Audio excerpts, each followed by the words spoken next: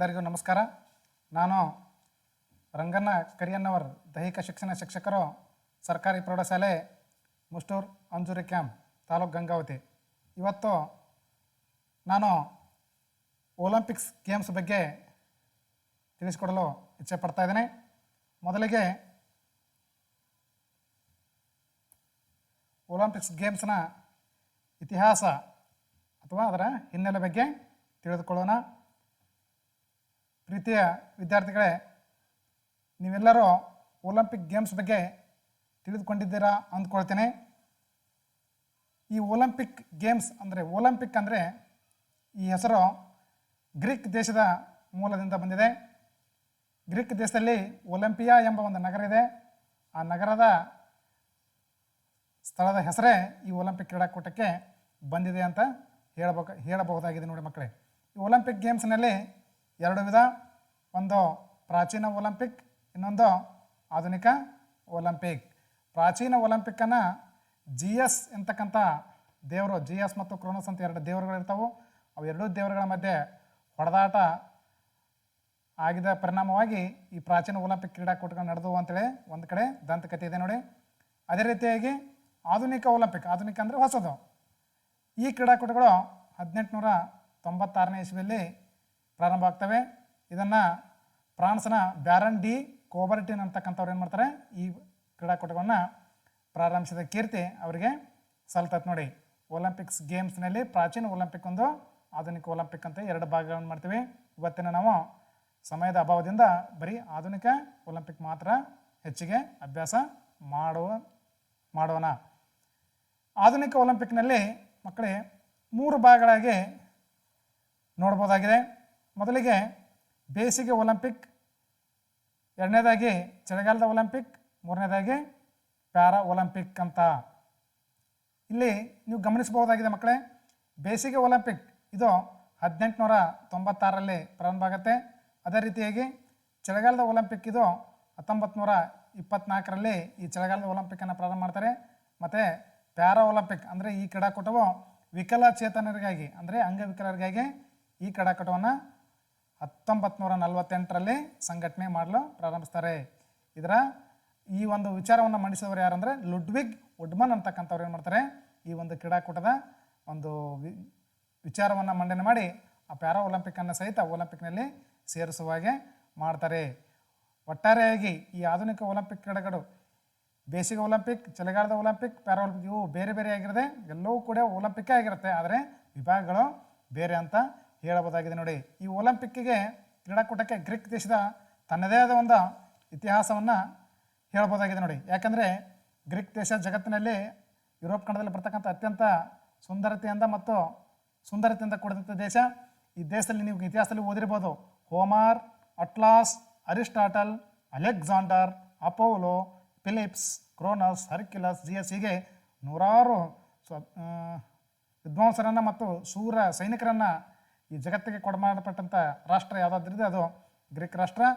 ಆ ರಾಷ್ಟ್ರದಲ್ಲಿ ಈ ಒಲಿಂಪಿಕ್ ಕ್ರೀಡಾಕೂಟಗಳು ಉದಯವಾಯಿತು. ಅದು ಒಲಿಂಪಿಯಾ ಎಂಬ ಊರಿನಿಂದ ಅಂತ ಹೇಳಿದರೆ ತಪ್ಪಾಗಲಿಕ್ಕಿಲ್ಲ ನೋಡಿ ಮಕ್ಕಳೇ. ಇನ್ನು ಮುಂದುವರೆದು ಹೇಳ್ಬೇಕಂದ್ರೆ ಈ ಆಧುನಿಕ ಒಲಿಂಪಿಕ್ ಕ್ರೀಡಾಕೂಟಗಳ ಪಿತಾಮಹ ಅಂತೇಳಿ ಬ್ಯಾರನ್ ಡಿ ಕೋಬರ್ಟಿನ್ ಕರೀತಾರೆ. ಈಗಾಗಲೇ ಹೇಳಿದೆ, ಈ ಭಾವಚಿತ್ರದಲ್ಲಿ ಕಾಣಿಸ್ತಿದೆಯಲ್ಲ, ಇವರೇ ನೋಡಿ ಆಧುನಿಕ ಒಲಿಂಪಿಕ್ ಕ್ರೀಡಾಕೂಟದ ಜನಕ. ಇವರು ಫ್ರಾನ್ಸ್ ದೇಶದವರು. ಇಲ್ಲಿ ಕೆಳಗಿನ ಮೊದಲನೇ ಪಾಯಿಂಟನ್ನು ನೋಡೋದಾದರೆ 1 ಜನವರಿ 1863ರಂದು ಇವರು ಜನನವಾಯಿತು ಮತ್ತು ಇವರು ಫ್ರಾನ್ಸ್ ದೇಶದವರಾಗಿದ್ದಾರೆ. ಯಾವ ದೇಶ? ಫ್ರಾನ್ಸ್ ದೇಶ. ಇವರು ಗ್ರೀಕ್ ದೇಶದವರಲ್ಲ, ಫ್ರಾನ್ಸ್ ದೇಶದವರು. ಇನ್ನು ಎರಡನೇದಾಗಿ IOCಯ ಎರಡನೇ ಅಧ್ಯಕ್ಷರು. IOC ಅಂದ್ರೆ ಇಂಟರ್ನ್ಯಾಷನಲ್ ಒಲಿಂಪಿಕ್ ಕಮಿಟಿ, ಅಂತಾರಾಷ್ಟ್ರೀಯ ಒಲಿಂಪಿಕ್ ಸಮಿತಿಯ ಎರಡನೇ ಅಧ್ಯಕ್ಷರಾಗ್ತಾರೆ ಹಾಗೂ ಮೊದಲ ಕಾರ್ಯದರ್ಶಿ ಆಗ್ತಾರೆ. ಮೊದಲ ಬಾರಿಗೆ ಕಾರ್ಯದರ್ಶಿ ಆಗ್ತಾರೆ, ಎರಡನೆಯ ಅಧ್ಯಕ್ಷರಾಗ್ತಾರೆ ಅಂತಕ್ಕಂಥದ್ದು.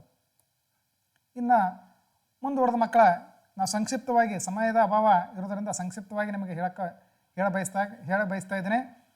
IOC ಅಂದರೆ ಇಂಟರ್ನ್ಯಾಷನಲ್ ಒಲಿಂಪಿಕ್ ಕಮಿಟಿ. ಇನ್ನೊಮ್ಮೆ ಸೂಕ್ಷ್ಮವಾಗಿ ಗಮನಿಸಿ, ಇಂಟರ್ನ್ಯಾಷನಲ್ ಒಲಿಂಪಿಕ್ ಕಮಿಟಿ.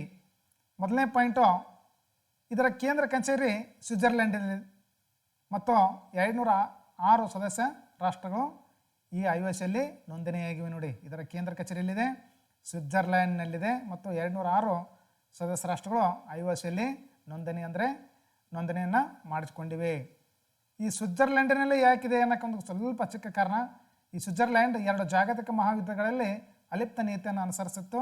ಅದಕ್ಕೆ ಈ IOC ಕಚೇರಿಯನ್ನು ಸ್ವಿಟ್ಜರ್ಲ್ಯಾಂಡಿನ ಲೂಸಾನ್ ಎಂಬ ನಗರದಲ್ಲಿ ಏನು ಮಾಡಿದ್ದಾರೆ, ಈ IOC ಕಚೇರಿಯನ್ನು ನಿರ್ಮಾಣ ಮಾಡಿದ್ದಾರೆ ಅಂತಕ್ಕಂಥದ್ದು.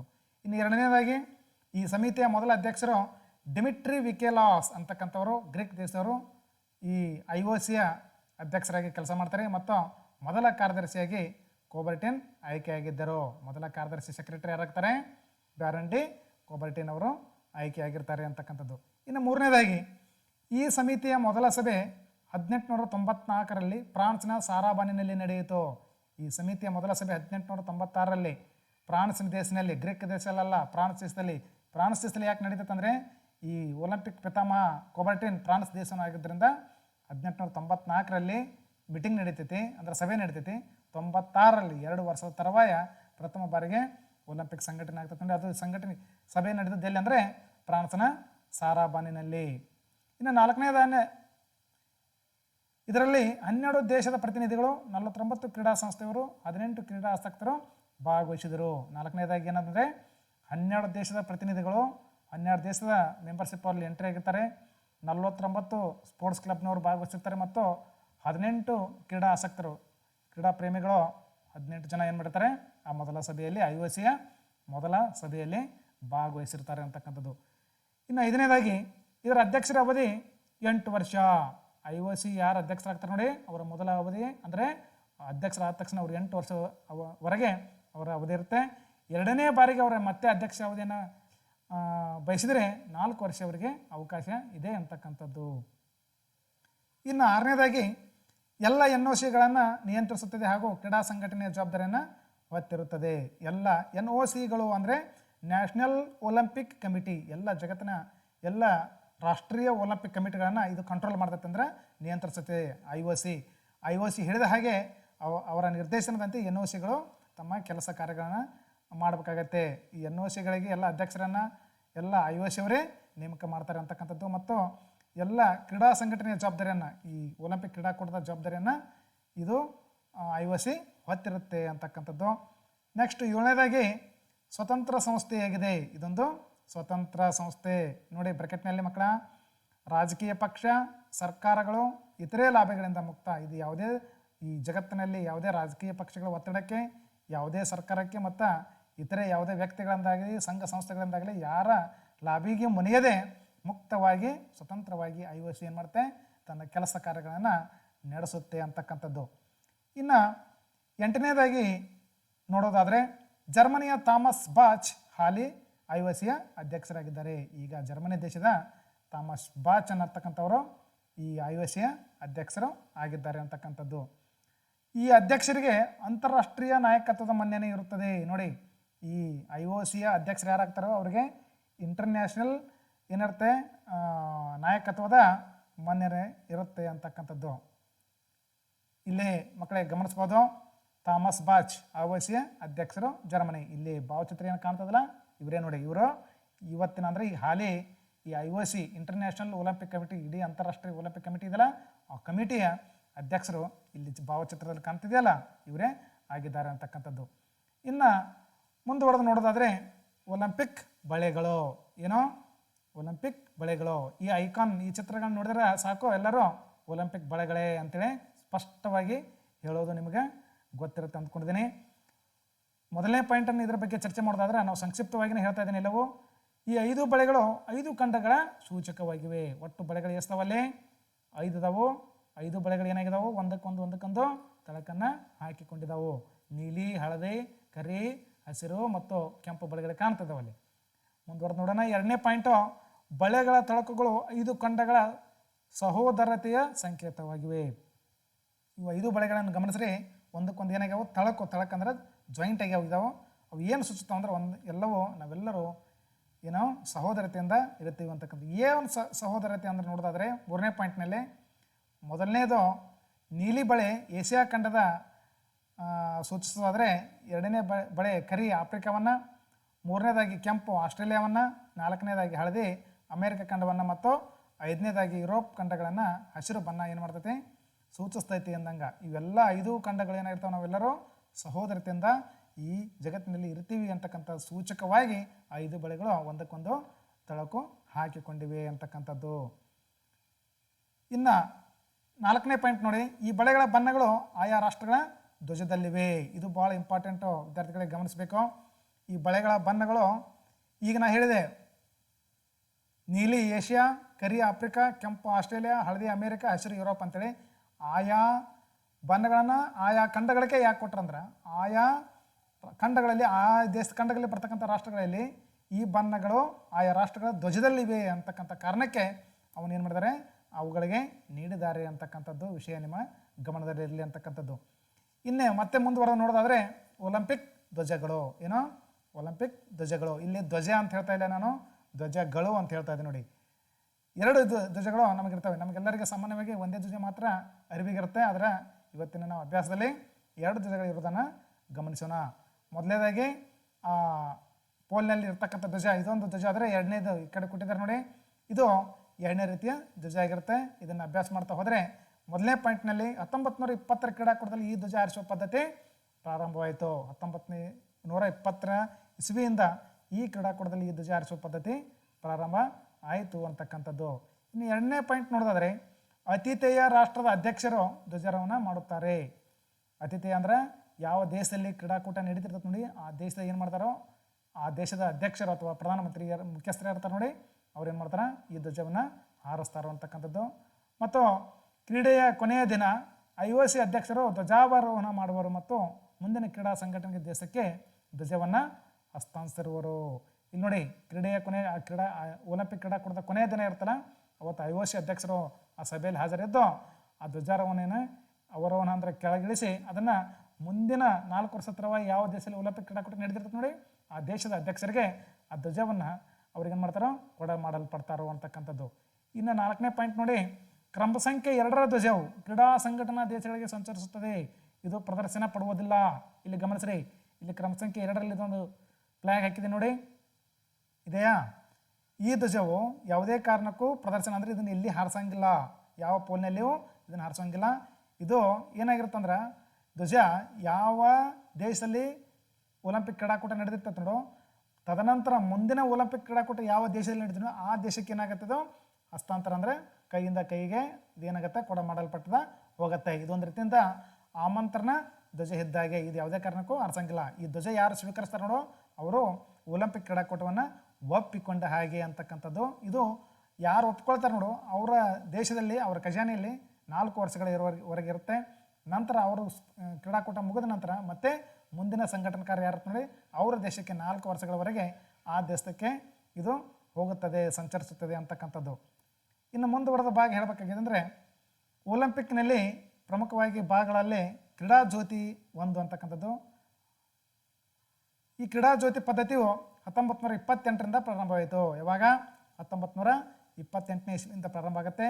ಮತ್ತು ವಿಶ್ವದ 5 ಖಂಡಗಳಲ್ಲಿ IOC ಅವರ ನಿರ್ದೇಶನದಂತೆ ಹಾಗೆಯೇ ಈ ಮೇಲಿನ ನಕ್ಷೆಯಂತೆ ಜ್ಯೋತಿ ಸಂಚರಿಸುತ್ತದೆ. ಇಲ್ಲಿ ನೋಡಿ, ಸೂಕ್ಷ್ಮವಾಗಿ ಗಮನಿಸಿ, ಕ್ರೀಡಾ ಜ್ಯೋತಿ ಪದ್ಧತಿ ಮೊದಲಿರಲಿಲ್ಲ. 1896ರಲ್ಲಿ ಒಲಿಂಪಿಕ್ ಪ್ರಾರಂಭವಾದ್ರೆ ಹಂತ ಹಂತವಾಗಿ ಈ ಧ್ವಜಗಳು, ಜ್ಯೋತಿ ಹೀಗೆ ಒಂದೊಂದು ಏನು ಮಾಡ್ತಾಯಿದ್ದಾರೆ ಅವರು, ಹಂತ ಹಂತವಾಗಿ ಇಂಪ್ಲಿಮೆಂಟ್ ಅಂದರೆ ಹೊಸ ರೂಢಿಗಳನ್ನು ಪದ್ಧತಿಗಳನ್ನು ಅಳವಡಿಸ್ಕೊಂಡು ಬರ್ತಾಯಿದ್ದಾರೆ. ಅದೇ ರೀತಿಯಾಗಿ 1928ರಲ್ಲಿ ಈ ಒಲಿಂಪಿಕ್ ಜ್ಯೋತಿಯನ್ನು ಪ್ರಾರಂಭ ಮಾಡ್ತಾರೆ. ಈ ಒಲಿಂಪಿಕ್ ಜ್ಯೋತಿ ಒಲಿಂಪಿಕ್ ಕ್ರೀಡಾಕೂಟ ಪ್ರಾರಂಭವಾಗುತ್ತಾ ಮುಂಚೆನೇ ಹಲವಾರು ತಿಂಗಳಿಗಿಂತ ಮುಂಚೆನೇ ಏನಾಗಿರ್ತದೆ, ಇದು ಒಲಿಂಪಿಯಾ ನಗರದ GS ಎಂಬತಕ್ಕಂಥ ದೇವರ ಗುಡಿ ಮುಂದೆ ಹೊತ್ತಿಸಿ ಇದನ್ನೇನು ಮಾಡ್ತಾರೆ, ಜಗತ್ತಿನೆಲ್ಲ ಇಲ್ಲಿ ಬಲಗಡೆ ಚಿತ್ರ ಇದೆ ನೋಡಿ, ಆ ರೀತಿ ನಕಾಶೆಯನ್ನು ರೂಪರೇಷೆ ಮಾಡಿ 5 ಖಂಡಗಳ ದೇಶಗಳಲ್ಲಿ ಹಾಯುವಂತ ಮಾಡಿ ಏನು ಮಾಡ್ತಾರೆ, ಅದನ್ನು ಕರೆಕ್ಟಾಗಿ ಎಲ್ಲ ದೇಶಗಳಿಗೆ ಮತ್ತು 5 ಖಂಡಗಳಲ್ಲಿ ಎಲ್ಲ ದೇಶಗಳನ್ನು 5 ಖಂಡಗಳಲ್ಲಿ ಹಾಯ್ದು ಅದು ಕರೆಕ್ಟಾಗಿ ಒಲಿಂಪಿಕ್ ಕ್ರೀಡಾಕೂಟ ನಡೆಯುವ ಸ್ಥಳಕ್ಕೆ ರೀಚ್ ಆಗುವಂಗೆ ವ್ಯವಸ್ಥೆ ಮಾಡಿರ್ತಾರೆ ಅಂತಕ್ಕಂಥದ್ದು. ಇದು ನೋಡಿ, ಕ್ರೀಡೆಗಳು ನಡೆಯುವ ದೇಶದ ಶ್ರೇಷ್ಠ ಮಟ್ಟದ ಆಟಗಾರನಿಂದ ಕ್ರೀಡಾಕುಂಡಲಿಗೆ ಜ್ಯೋತಿಯನ್ನು ಬೆಳಗಿಸುವರು. ಕ್ರೀಡೆಗಳು ಯಾವ ದೇಶದಾಗ ನಡೀತಾ ನೋಡಿ, ಕೊನೆಯದಾಗಿ ಆ ದೇಶದ ಒಬ್ಬ ಶ್ರೇಷ್ಠ ಆಟಗಾರ ಆ ಕ್ರೀಡಾ ಜ್ಯೋತಿಯನ್ನು ಹಿಡಿದುಕೊಂಡು ಬಂದು ಆ ಕ್ರೀಡಾ ಕುಂಡಲಿ ಜ್ಯೋತಿ ಏನು ಮಾಡಿರ್ತಾವಲ್ಲ ಕುಂಡಲಿ, ಆ ಕುಂಡಲಿಗೆ ಜ್ಯೋತಿ ಹಚ್ಚುವಂಥ ಪದ್ಧತಿ ಆ ದೇಶದ ಉನ್ನತ ಕ್ರೀಡಾಪಟುಗೆ ನೀಡ್ತಾರೆ ಅಂತಕ್ಕಂಥದ್ದು. ಇನ್ನು 3ನೇದಾಗಿ ಕ್ರೀಡಾಕುಂಡವು ಕ್ರೀಡೆಯ ಕೊನೆಯ ದಿನದವರೆಗೆ ನಿರಂತರವಾಗಿ ಉರಿಯುತ್ತಿರ್ತದೆ. ಈ ಕ್ರೀಡಾಕೂಟಗಳು ಜ್ಯೋತಿ ಹಚ್ಚಿದ ತಕ್ಷಣ ಇದು ನಿರಂತರವಾಗಿ ಒಲಿಂಪಿಕ್ ಕ್ರೀಡಾಕೂಟಗಳು 16ರಿಂದ 21 ದಿನಗಳವರೆಗೆ ನಡೆದ್ರೆ ಇದು ನಿರಂತರವಾಗಿ ಏನಾಗಿರ್ತೈತೆ, ಜ್ಯೋತಿ ಉರಿಯುತ್ತಾ ಇರ್ತೈತೆ ಅಂತಕ್ಕಂಥದ್ದು. ಮಕ್ಕಳೇ, ಈ ಒಲಿಂಪಿಕ್ ಪರ್ಯಟನೆ ನಕ್ಷೆ ಬಗ್ಗೆ, ಜ್ಯೋತಿ ಬಗ್ಗೆ ಇದನ್ನು ಭಾಳಷ್ಟು ಸವಿಸ್ತಾರವಾಗಿ ಹೇಳ್ಬೋದಿತ್ತು. ಅದರ ಸಮಯದ ಅಭಾವದಿಂದ ನಾನು ಅತ್ಯಂತ ಸಂಕ್ಷಿಪ್ತವಾಗಿ ಹೇಳ್ತಾ ಇದ್ದೀನಿ. ಈ ಜ್ಯೋತಿಯನ್ನು ನೋಡಿ, ಕೆಲವು ಸಂದರ್ಭ ಬಂದರೆ ಅದನ್ನು ಆಕಾಶದ ಮಾರ್ಗವಾಗಿಯೂ ಮತ್ತು ಕೆಲವು ಸಲ ಸಮುದ್ರದ ಒಳಗೂ ಸಹಿತ ಈ ಜ್ಯೋತಿಯನ್ನು ಸಂಚರಿಸಿರ್ತಕ್ಕಂಥ ಉದಾಹರಣೆಯನ್ನು ನಾವು ಕಾಣ್ಬೋದಾಗಿದೆ ನೋಡಿ. ಇನ್ನು ಮತ್ತೆ ಮುಂದುವರೆದ ಸಂಕ್ಷಿಪ್ತವಾಗಿ ನಾವು ಚರ್ಚೆ ಮಾಡೋದಾದರೆ, ಅಭ್ಯಾಸ ಮಾಡೋದಾದರೆ, ಒಲಿಂಪಿಕ್ನ ಪ್ರಮುಖ ಭಾಗಗಳಲ್ಲಿ ಒಲಿಂಪಿಕ್ನ ಧ್ಯೇಯ ವಾಕ್ಯಗಳು ಅಂತ ಹೇಳ್ತಾ ಇದ್ದೀನಿ. ಇಲ್ಲಿ ವಾಕ್ಯ ಅಂತ ಹೇಳ್ತಾ ಇಲ್ಲ, ಅದಕ್ಕೆ ಮೋಟೋ ಅಂತಾರೆ ನೋಡಿ. ಇಲ್ಲಿ 2 ಇದೆ ಒಲಿಂಪಿಕ್ನಲ್ಲಿ. ನಾವು ಸರ್ವೇ ಸಾಮಾನ್ಯವಾಗಿ ಒಂದನ್ನು ಅಭ್ಯಾಸ ಮಾಡ್ತೀವಿ, CTS, LTS, POTS ಇದನ್ನು ಮಾತ್ರ ಅಭ್ಯಾಸ ಮಾಡ್ತೀವಿ. ನಾವು ಇನ್ನೊಂದು ಅದು ತೆರೆಯ ಮರೆಯ ಹಿಂದೆ ಇದೆ ಅಂದ್ಕೊಳ್ಳೋಣ. ಇವತ್ತು ನೋಡಿ, ಒಲಿಂಪಿಕ್ನ ಧ್ಯೇಯವಾಕ್ಯ ಮೊದಲಿಗೆ CTS, LTS, POTS ಇದು ಗ್ರೀಕ್ ಭಾಷೆಯ ಪದ ಆಗಿರೋದ್ರಿಂದ CTS ಅಂದರೆ ವೇಗ, LTS ಅಂದರೆ ಎತ್ತರ, POTS ಅಂದರೆ ಬಲ. ಜಗತ್ತು ಇನ್ನಷ್ಟು ವೇಗವಾಗಿ, ಎತ್ತರವಾಗಿ ಮತ್ತು ಬಲದಿಂದ ಮುಂದೆ ಸಾಗಲಿ ಅಂತಕ್ಕಂಥದ್ದು ಇದರ ಅರ್ಥವಾಗಿದೆ ನೋಡಿ. ಇದು ಒಲಿಂಪಿಕ್ನ ಮೋಟೋ ಅಂದರೆ ಧ್ಯೇಯವಾಕ್ಯವಾಗಿದೆ ನೋಡಿ. ಇನ್ನೊಂದು ಇಲ್ಲಿ ಕೆಳಗಡೆ ಇದೆ ನೋಡಿ ಮಕ್ಕಳೇ, ಒಲಿಂಪಿಕ್ನ ಸಾರ್ವಕಾಲಿಕ ಘೋಷವಾಕ್ಯ ನೋಡಿ. ಟೈಟಲ್ ಹೇಗೆ ಕೊಟ್ಟಿದ್ದೀನಿ, ಯಾವಾಗಿದ್ರು ಸಾರ್ವಕಾಲಿಕ ಘೋಷವಾಕ್ಯ. ಅದೇನಂದರೆ, ಕೀರ್ತಿ ಬರುವುದು ಕ್ರೀಡೆಯಲ್ಲಿ ಜಯಿಸುವುದರಿಂದಲ್ಲ, ಭಾಗವಹಿಸುವುದರಿಂದ ಅಂತಕ್ಕಂಥದ್ದು ನೋಡಿ. ಟೈಟಲ್ ಚೆನ್ನಾಗಿದೆ. ಕೀರ್ತಿ ಬರುವುದು ಕ್ರೀಡೆಯಲ್ಲಿ ಜಯಿಸುವುದರಿಂದಲ್ಲ, ಭಾಗವಹಿಸುವುದರಿಂದ ಅಂತಕ್ಕಂಥದ್ದು. ಇಲ್ಲಿ ಜಯಿಸುವುದ್ರ ಅಂದರೆ ಮನುಷ್ಯನನ್ನು ಜಯಿಸುವುದಲ್ಲ, ಅದು ಒಂದು ರೀತಿಯಿಂದ ಯುದ್ಧೋಪಾದಿಗೆ ದಾರಿ ಆಗಬಾರ್ದು. ಅದಕ್ಕೆ ಈ ಒಲಿಂಪಿಕ್ನವ್ರು ಏನು ಮಾಡಿದ್ದಾರೆ ಅಂದ್ರೆ, ಇಲ್ಲಿ ಕ್ರೀಡೆಯಲ್ಲಿ ಭಾಗವಹಿಸಿದ್ರೆ ಸಾಕು, ಅದು ಮನುಕುಲಕ್ಕೆ ಒಳಿತು ಅಂತಕ್ಕಂಥ ಒಂದು ಹಿನ್ನೆಲೆಯಲ್ಲಿ ಈ ಘೋಷವಾಕ್ಯವನ್ನು ಅವರು ಮಾಡಿದ್ದಾರೆ ಅಂತಕ್ಕಂಥದ್ದನ್ನು ಹೇಳ್ಬೋದಾಗಿದೆ ನೋಡಿ. ಇನ್ನು ಮತ್ತೆ ಮುಂದುವರೆದು ಹೇಳಬೇಕಾಗಿದ್ದರೆ, ಒಲಿಂಪಿಕ್ ಪದಕಗಳು ಮತ್ತು ಆಲಿವ್ ಮರದ ಬಳ್ಳಿಗಳು. ಇಲ್ಲಿ ಸಂಕ್ಷಿಪ್ತವಾಗಿ ಹೇಳಕ್ಕೆ ಬಯಸ್ತಾ ಇದ್ದೀನಿ. ಇಲ್ಲಿ ಎಡಕಿನ ಚಿತ್ರದಲ್ಲಿ ಒಲಿಂಪಿಕ್ ಪದಕಗಳ ಚಿತ್ರ ಕಾಣ್ತಿದೆ. ಮೊದಲನೇದಾಗಿ ಬೆಳ್ಳಿ, ಎರಡನೇದಾಗಿ ಚಿನ್ನ, ಮೂರನೇದಾಗಿ ಕಂಚು ಕಾಣ್ತಿದೆ.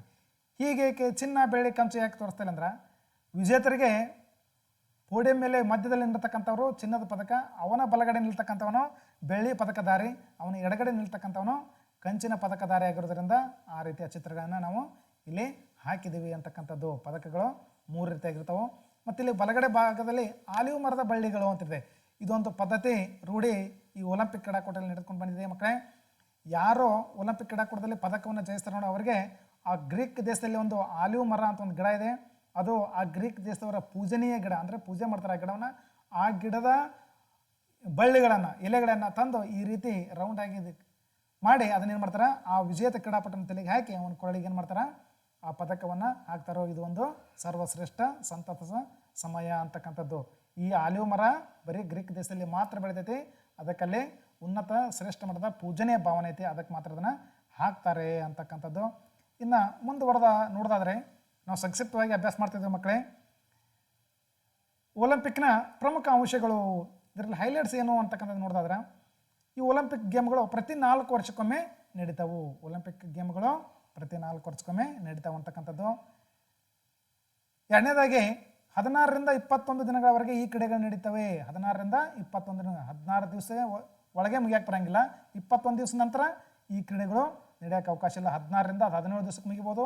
18, 19, 20 ಅಥವಾ 21ನೇ ದಿನಕ್ಕೆ ಅದು ಕಂಪಲ್ಸರಿಯಾಗಿ ಆ ಕ್ರೀಡಾಕೂಟಗಳು ಮುಗಿಯಲೇಬೇಕು ಅಂತಕ್ಕಂಥದ್ದು ಆ ಒಲಿಂಪಿಕ್ನ ನಿಯಮ ಇದೆ ನೋಡಿ. ಅದೇ ರೀತಿಯಾಗಿ ನೋಡಿ, ಪ್ರತಿ ಆಟಗಾರರಿಗೆ ಡೋಪಿಂಗ್ ಟೆಸ್ಟ್ ಮಾಡಲಾಗುತ್ತದೆ. ಪ್ರತಿ ಆಟಗಾರಿಗೆ ಏನಾಗುತ್ತೆ, ಡೋಪಿಂಗ್ ಅಂದರೆ ಅವ್ರಿಗೇನಾದರೂ ಡ್ರಗ್ಸು, ಮಾದಕ ದ್ರವ್ಯಗಳನ್ನು ಸೇವಿಸಿದ್ದಾರೆ ಅಂತಕ್ಕಂಥದ್ದು ಟೆಸ್ಟನ್ನು ಅವರಿಗೆ ಮಾಡಲಾಗುತ್ತದೆ ಅಂತಕ್ಕಂಥದ್ದು. ಇನ್ನು 4ನೇದಾಗಿ, ನಿಗದಿತ ಸಮಯಕ್ಕೆ ಅಂಕಣಕ್ಕೆ ಹಾಜರಾಗದಿದ್ದರೆ ಅನರ್ಹಗೊಳಿಸುತ್ತಾರೆ. ಸರಿಯಾದ ಸಮಯಕ್ಕೆ ಇಲ್ಲಿ ಹಾಜರಾಗದಿದ್ರೆ ಅವರನ್ನು ತತ್ಕ್ಷಣದಲ್ಲಿ ಮೈದಾನದಲ್ಲಿ ಏನು ಮಾಡ್ತಾರೆ, ಡಿಸ್ಕ್ವಾಲಿಫೈ ಮಾಡಿ ಹಾಕ್ತಾರೋ. ಒಲಿಂಪಿಕ್ನಲ್ಲಿ ಸಮಯಕ್ಕೆ ಭಾಳಷ್ಟು ಮಹತ್ವವನ್ನು ನೀಡ್ತಾರೆ ಅಂತಕ್ಕಂಥದ್ದು ನೀವು ಗಮನಿಸಬೇಕು. ಇನ್ನು 5ನೇದಾಗಿ ಮಕ್ಕಳೇ, ಒಲಿಂಪಿಕ್ನಲ್ಲಿ ಒಂದು ಕ್ರೀಡೆ ಸೇರಿಸಬೇಕಾದ್ರೆ 70 ಪುರುಷರಿಗೆ 45 ಮಹಿಳೆಯರಿಗೆ ದೇಶಗಳಲ್ಲಿ ಆಡುತ್ತಿರಬೇಕು ಮತ್ತು ಆ ಆಟಗಳಿಗೆ ಸಮಿತಿಗಳಿರಬೇಕು ಅಂತಕ್ಕಂಥದ್ದು ನೇಮ್ ನೋಡಿ. ಇದು ಬಹಳಷ್ಟು ಇಂಪಾರ್ಟೆಂಟ್ ನೋಡಿ. ಒಂದು ಕ್ರೀಡೆಯನ್ನು ಒಲಿಂಪಿಕ್ ಕ್ರೀಡಾಕೂಟದಲ್ಲಿ ಸೇರಿಸಬೇಕಾಗಿದ್ರೆ ಪುರುಷರಿಗೆ 70 ದೇಶಗಳಲ್ಲಿ ಆಡ್ತಿರಬೇಕು, ಮಹಿಳೆಯರಿಗೆ 45ಕ್ಕಿಂತ ಹೆಚ್ಚಿನ ದೇಶಗಳಲ್ಲಿ ಏನು ಮಾಡ್ತಿರ್ಬೇಕು, ಆ ಕ್ರೀಡೆಗಳನ್ನ ಆಡ್ತಿರ್ಬೇಕು. ಅಂಥ ಕ್ರೀಡೆಗಳನ್ನ ಮಾತ್ರ ಒಲಿಂಪಿಕ್ ಕ್ರೀಡಾಕೂಟಗಳಲ್ಲಿ ಸೇರಿಸ್ತಾರೆ. ಈ ಅಂಕಿಅಂಶ ಸ್ವಲ್ಪ ಅವಾಗವಾಗ ಅದು ಹೆಚ್ಚು ಕಡಿಮೆ ಆಗ್ತಿರುತ್ತೆ ಅಂದ್ಕೊಳ್ಳೋಣ. ನೆಕ್ಸ್ಟು ನೋಡಿ, 6ನೇದಾಗಿ ಪಥಸಂಚಲನದಲ್ಲಿ ಗ್ರೀಕ್ ದೇಶ ಮೊದಲು, ಅತಿಥೇಯ ರಾಷ್ಟ್ರ ಕೊನೆಗೆ ಬರ್ತದೆ. ಈ ಒಲಿಂಪಿಕ್ ಕ್ರೀಡಾಕೂಟದ ಮೊದಲ ದಿನ ಏನಿರ್ತಲ್ಲ, ಇಲ್ಲಿ ಪಥಸಂಚಲನ ಮಾಡ್ತಾರಲ್ಲ, ಇದರಲ್ಲಿ ಮೊಟ್ಟ ಮೊದಲಿಗೆ ಬರ್ತಕ್ಕಂಥ ದೇಶ ಯಾವುದೇ ಅಂದರೆ ಗ್ರೀಕ್ ದೇಶರೇ ಯಾಕೆ ಮೊದಲು ಬರ್ತಂದ್ರೆ ಅವರ ಆ ದೇಶಕ್ಕೆ ಒಂದು ಗೌರವ ಸಮರ್ಪಣೆ ರೂಪಕವಾಗಿ ಆ ದೇಶ ಮೊದಲು ಬರುತ್ತೆ. ಯಾಕಂದ್ರೆ ಈ ಒಲಿಂಪಿಕ್ ಕ್ರೀಡಾಕೂಟಗಳು ಹುಟ್ಟಿದ್ದೇ ಇಲ್ಲ ಅಂದ್ರೆ ಗ್ರೀಕ್ ದೇಶದಲ್ಲ, ಆ ಗ್ರೀಕ್ ದೇಶದ ತಂಡಕ್ಕೆ ಗೌರವ ಸೂಚಕವಾಗಿ ಗ್ರೀಕ್ ತಂಡನೇ ಮೊದಲು ಬರುತ್ತೆ. ಅತಿಥಿ ಅಂದ್ರೆ ಬಂದವರು, ಅತಿಥಿ ಅಂದ್ರೆ ಆ ಅತಿಥಿಗಳಿಗೆ ಆಧಾರವನ್ನು ನೀಡಿದವರು, ಅವ್ರಿಗೆ ಅತಿಥೇಯ ಅಂತೀವಲ್ಲ. ಆ ರಾಷ್ಟ್ರ ಅಂದರೆ ಯಾವ ದೇಶದಲ್ಲಿ ಕ್ರೀಡಾಕೂಟ ನಡೆಯುತ್ತೆ ಅಂದರೆ ಆ ರಾಷ್ಟ್ರ ಅವರು ಕೊನೆಗೆ ಅಂದರೆ ಲಾಸ್ಟಿಗೆ ಬರ್ತಾರೆ ಅಂತಕ್ಕಂಥದ್ದು ನಿಯಮ. ಇನ್ನು 7ನೇದಾಗಿ ಒಲಿಂಪಿಕ್ ಅರ್ಹತಾ ಪಂದ್ಯಗಳು ಒಲಿಂಪಿಕ್ ಕ್ರೀಡೆಗೆ ಮುಂಚೆಯೇ ನಡೀತವೆ. ಒಲಿಂಪಿಕ್ ಅರ್ಹತಾ ಪಂದ್ಯಗಳು ಉದಾಹರಣೆಗೆ ಭಾಳಷ್ಟು ತಂಡಗಳಿದ್ರೆ ಆ ಒಲಿಂಪಿಕ್ ಕ್ರೀಡಾಕೂಟದ ಸ್ಟಾರ್ಟ್ಗಿಂತ ಮುಂಚೆನೇ ಏನು ಮಾಡ್ತಾರೋ, IOC ಅವರು ನಿಗದಿಪಡಿಸಿದಂತೆ ಅವ್ನು 15 ದಿವಸ 20 ದಿವಸ ಅಥವಾ ಒಂದು ತಿಂಗಳ ಗಂಟೆ ಮುಂಚೆನೇ ಏನು ಮಾಡ್ತಾರೋ ಆ ಕ್ರೀಡಾಕೂಟನ ಅರ್ಹತಾ ಪಂದ್ಯಗಳನ್ನು ಅಲ್ಲಿ ಯಾರು ಕ್ವಾಲಿಫೈ ಆಗ್ತಾರೆ ನೋಡಿ ಅವ್ರನ್ನ ಏನು ಮಾಡ್ತಾರೋ ಆ ಒಲಿಂಪಿಕ್ ಕ್ರೀಡಾಕೂಟದಲ್ಲಿ ಭಾಗವಹಿಸೋ ವ್ಯವಸ್ಥೆ ಮಾಡಿರ್ತಾರೋ. ಮಕ್ಕಳಿಗೆ ಎಲ್ಲ ಸಂಕ್ಷಿಪ್ತವಾಗಿ ಹೇಳ್ತಾ ಇದ್ದೀನಿ. ಇದರ ಬಗ್ಗೆ ಇನ್ನೂ ಭಾಳಷ್ಟು ಚರ್ಚೆ ಮಾಡ್ಬೋದಾದ್ರೆ ಇಲ್ಲಿ ಸಮಯದ ಅಭಾವದ ಮತ್ತೆ ಅದನ್ನೇ ಹೇಳ್ತಾ ಇದ್ದೀನಿ. ಇನ್ನು 8ನೇದಾಗಿ ಡಾಕ್ಟರ್ ನರೇಂದ್ರ ಬಾತ್ರಾ ಭಾರತೀಯ ಒಲಿಂಪಿಕ್ ಕಮಿಟಿಯ ಅಧ್ಯಕ್ಷರಾಗಿದ್ದಾರೆ. ಈಗ NOC ಅಂತೀವಲ್ಲ, ನ್ಯಾಷನಲ್ ಒಲಿಂಪಿಕ್ ಕಮಿಟಿ ಇಂಡಿಯಾದ ಯಾರಾಗಿದ್ದಾರೆ ಅಂದ್ರೆ ಡಾಕ್ಟರ್ ನರೇಂದ್ರ ಬಾತ್ರಾ ಅಂತಕ್ಕಂಥವರು ನಮ್ಮ ಒಲಿಂಪಿಕ್ ಕಮಿಟಿಯ ಅಧ್ಯಕ್ಷರಾಗಿದ್ದಾರೆ ನೋಡಿ. ಅದೇ ರೀತಿಯಾಗಿ 9ನೇ ಪಾಯಿಂಟ್ ಅಭ್ಯಾಸ ಮಾಡ್ತಾಯಿದ್ರೆ, ಇದುವರೆಗೆ 29 ಬಾರಿ ಈ ಕ್ರೀಡೆಗಳು ಜರುಗಿವೆ. ಎಷ್ಟು ಬಾರಿ? 29 ಬಾರಿ ಈ ಕ್ರೀಡಾಕೂಟಗಳು ಇದುವರೆಗೆ ಜರುಗಿವೆ ಅಂತಕ್ಕಂಥದ್ದು.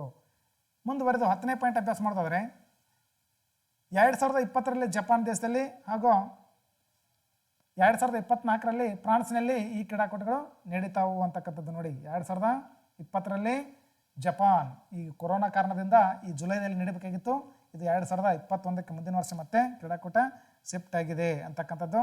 ನೆಕ್ಸ್ಟು 2024ರ ಕ್ರೀಡಾಕೂಟಗಳು ಈಗಾಗಲೇ ಫ್ರಾನ್ಸ್ನಲ್ಲಿ ನಡೀತಾವು ಅಂತಕ್ಕಂಥದ್ದು ಅನೌನ್ಸ್ಮೆಂಟ್ ಆಗಿದೆ ಅಂತಕ್ಕಂಥದ್ದು. ನೆಕ್ಸ್ಟ್ 11ನೇ ಪಾಯಿಂಟ್ ಅಭ್ಯಾಸ ಮಾಡಿದ್ರೆ ಭಾಳಷ್ಟು ಮಹತ್ವಪೂರ್ಣವಾದದ್ದು, ಈ ಒಲಿಂಪಿಕ್ನಲ್ಲಿ ಜ್ಯೋತಿ ಬೆಳಗುತ್ನಾಗ ಪಂಜ್ ಹೊತ್ತಿಸ್ತಾರೋ. ಪಂಜು ಅಂದರೆ ಅದು ಕ್ರೀಡಾ ಜ್ಯೋತಿ ಅಂತೀವಲ್ಲ, ಅದನ್ನು ಒಲಿಂಪಿಯಾ ದೇವಸ್ಥಾನದ ಗ್ರೀಕ್ನಲ್ಲಿರ್ತಕ್ಕಂಥ ಒಲಿಂಪಿಯಾ ದೇವಸ್ಥಾನದ ಗುಡಿಯ ಮುಂದೆನೇ ಹೊತ್ತಿಸ್ತಾರೆ ಅಂತಕ್ಕಂಥದ್ದು. ಪಂಜು ಹೊತ್ತಿಸುವುದು ಒಳಿತಿನ ಸಂಕೇತ. ಪಾರಿವಾಳ ಹಾರಿಸುವುದು, ಕ್ರೀಡಾಕೂಟ ಉದ್ಘಾಟನೆದಾಗ ಪಾರಿವಾಳ ಹಾರಿಸ್ತಾರಲ್ಲ, ಅದು ಶಾಂತಿಯ ಸಂಕೇತ, ಶಾಂತಿ ಸಂದೇಶದ ಸಂಕೇತ. ಪದಕ ಪಡೆಯುವಾಗ ಪೋಡಿಯಂ ಮೇಲೆ ಎತ್ತರಕ್ಕೆ ನಿಲ್ಲುವುದು ಧರ್ಮ ವರ್ಣ ಕುಲವನ್ನು ಮೀರಿದ ಸಂಕೇತವಾಗಿದೆ ನೋಡಿ. ಆ ಕಾರಣಕ್ಕಾಗಿ ಈ 3 ಪದ್ಧತಿಗಳನ್ನ ಅದರೊಳಗೆ ಅಳವಡಿಸ್ಕೊಂಡು ಬಂದಿದ್ದಾರೆ ಅಂತಕ್ಕಂಥದ್ದು. ಇನ್ನು ಮುಂದುವರೆದು 12ನೇ ಪಾಯಿಂಟ್ ಅಭ್ಯಾಸ ಮಾಡ್ತಾಯಿದ್ರೆ, ಧ್ವಜವಂದನೆ 5 ಖಂಡಗಳ ಭಾತೃತ್ವದ ಸಂಕೇತವಾಗಿದೆ. ನಾವು ಕೊನೆಗೆ ಧ್ವಜಾವರೋಹಣ ಮಾಡೋ ಹೊತ್ನಾಗ ಎಲ್ಲರೂ ಧ್ವಜವಂದನೆ ಮಾಡ್ತಿರ್ತಾರಲ್ಲ, ಅದು 5 ಖಂಡದ ಎಲ್ಲ ಕ್ರೀಡಾಪಟುಗಳು ಅಲ್ಲಿ ನಿಂತು ಅದಕ್ಕೆ ವಂದನೆ ಮಾಡಿದಾಗ 5 ಖಂಡಗಳದ್ದು ಎಲ್ಲರೂ ನಾವು ಭಾತೃತ್ವದಿಂದ ಇರ್ತೀವಿ ಅಂತಕ್ಕಂಥದ್ದು ಸಂಕೇತವನ್ನು ಸೂಚಕವಾಗಿದೆ ಅಂತಕ್ಕಂಥದ್ದು. ಅದೇ ರೀತಿಯಾಗಿ ಇದು ಜಗತ್ತಿನ ಅತಿ ದೊಡ್ಡ ಕ್ರೀಡಾ ಹಬ್ಬವಾಗಿದೆ ಅಂತ ಹೇಳಿದ್ರೆ ತಪ್ಪಾಗಲಿಕ್ಕಿಲ್ಲ. ಆತ್ಮೀಯ ವಿದ್ಯಾರ್ಥಿಗಳೇ, ಇವತ್ತು ನಾನು ಈ ಒಲಿಂಪಿಕ್ ಬಗ್ಗೆ, ಆಧುನಿಕ ಒಲಿಂಪಿಕ್ ಬಗ್ಗೆ ಸಂಕ್ಷಿಪ್ತವಾಗಿ ನಿಮಗೆ ಇದರ ಬಗ್ಗೆ ಇನ್ನೂ ಭಾಳಷ್ಟು ಹೇಳ್ಬೋದು. ಮುಂದಿನ ಸಂಚಿಕೆಯಲ್ಲಿ ಪ್ರಾಚೀನ ಒಲಿಂಪಿಕ್ ಕ್ರೀಡಾಕೂಟಗಳ ಬಗ್ಗೆ ಹೇಳಕ್ಕೆ ಬಯಸ್ತಾ ಇದ್ದೀನಿ. ಧನ್ಯವಾದಗಳು ಅಂತ ಹೇಳ್ತಾ ನಮಸ್ಕಾರ.